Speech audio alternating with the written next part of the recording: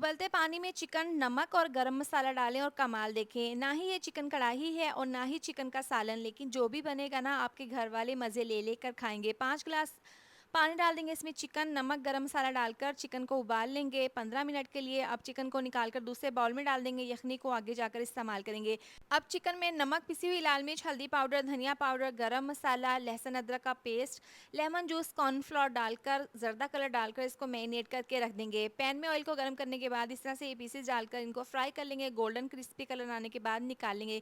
कढ़ाई में 1 cup oil डाल देंगे, साथ ही इसमें साबुत ज़ीरा, साबुत काली मिर्चें, प्याज डाल देंगे, लहसुन अदरक का पेस्ट डाल देंगे। हल्का सा मिक्स करने के बाद इसमें 1 कप दही डाल देंगे, टमाटर डाल देंगे और चिकन पाउडर डाल देंगे 2 चम्मच। इसमें नमक डाल देंगे और साथ ही इसमें पिसी हुई काली मिर्च, ज़ीरा पाउडर और इसमें हम डाल देंगे धनिया पाउडर, साबुत हरी मिर्चें डाल देंगे। हल्का सा इसको मिक्स कर लेंगे। मसाले को अच्छे से भूनने के बाद इसमें यखनी डाल देंगे।